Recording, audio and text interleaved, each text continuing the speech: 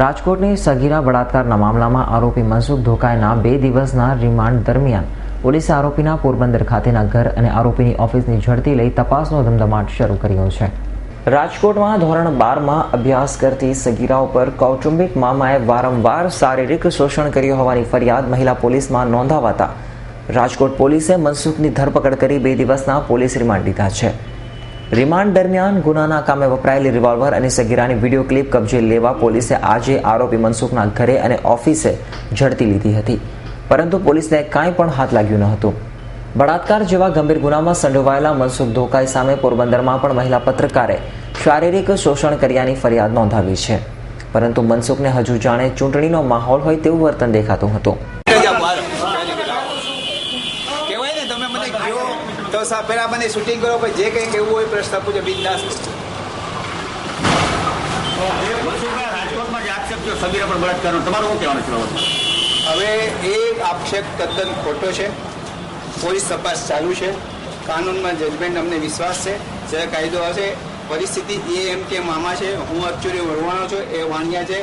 હું એને કોઈ દિવસ મળ્યો નથી. 5-6 વર્ષ પહેલાં મેં એને આર્થિક મદદ કરી હતી.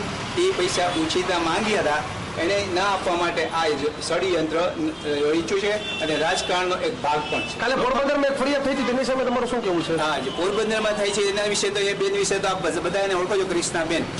બરાબર, ક્રિષ્નાબેન મારી અહીંયા કોઈ નોકરી કરતા હતા નહીં. એકવાર એની ક્રાઇમ શોપ હેડરનો મને હેડ વ્યૂ એને ફાઇનાન્શિયલ મદદની જરૂર હતી, બનાવ્યો હતો અને એની ઓફિસ હતી પોસ્ટ ઓફિસ સામે.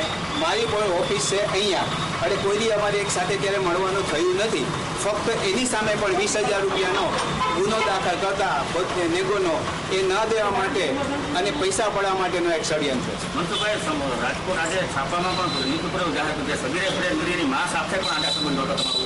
મીડિયા જગતમાં એવું પણ ચર્ચાય ના, એ બિલકુલ ખોટી વાત છે. હવે ફક્ત ને ફક્ત રાજકીય રીતે મને બદનામ કરવા દિલ્હીની ચૂંટણી આવી રહી છે અને એમાં પોરબંદરમાં આપ મીડિયાવાળા જાણો છો કે મારું સક્રિય અને સારું નામ છે. એ નામ ને બધા એવું નથી. ઓલ ગુજરાતમાં હવે આપના ઉપર આવી રીતે જુદા જુદા આક્ષેપો કરી અને એને પરેશાન કરવામાં આવે. આમ આદમી પાર્ટીમાંથી આપણે સસ્પેન્ડ કરી દીધા છે, તેની સાથે એવું કોઈ હજી મને લેખિત કે રાઇટિંગ મળ્યું નથી અને કદાચ હશે તો હું પ્રેમપૂર્વક સ્વીકારી, પણ હજી સુધી મળ્યાથી આજે આપને અમારા સૌરાષ્ટ્રના સંગઠન એ પોતે મને મળવા આવ્યા હતા. રાજકોટ કે મનસુખભાઈ કોઈ પ્રોબ્લેમ હોય, કોઈ તકલીફ હોય તો મને કહો. મનસુખભાઈ, પોરબંદરમાં હજુ વધારે ફરિયાદ થાય એવી શંકા દર્શાવે રહી છે.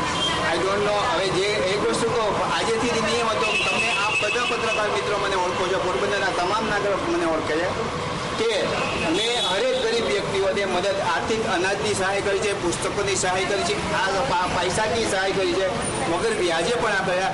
હવે પૈસા ન દેવા માટેના એ ડ્રામા હોઈ શકે અને કોઈની ચડામણીનો એક પાર્ટ હોઈ શકે. મનસુખભાઈ, તમે એમ કહો તમને સંડોવી દેવાનું આ એક કાસો ષડયંત્ર, એની પાછળ કોનો હાથ લાગે તમને? એની પાછળ તો હવે મેઇન તમે ફ્યુચર કેસ તમને જ જાણી શકશો કે કોનો હાથ હોય છે. ના, પણ તમે કોના ઉપર શંકા દર્શાવો? મને થોડો રાજકીય ષડયંત્ર લાગે છે. ક્યાં પક્ષ ઉપર આપ શંકા? એ મારી ના કહી શકાય, એમાં કોમેન્ટ હું નહીં કરી શકું. હજી મનસુખભાઈ, તમે હજી એવી કેટલીક મહિલાઓ છે તો તમે એની સાથે આવા પૈસાનો વ્યવહાર કરેલા હોય?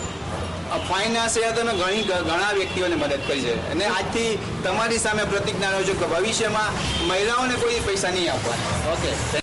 આરોપી મનસુખે એવો ખુલાસો કર્યો હતો કે આમ આદમી પાર્ટીને બદનામ કરવા અને મારી રાજકીય કારકિર્દી ખત્મ કરવા વ્યવસ્થિત ષડયંત્ર રચાયું છે. Dikshit Thakrar, S9 news, Porbandar.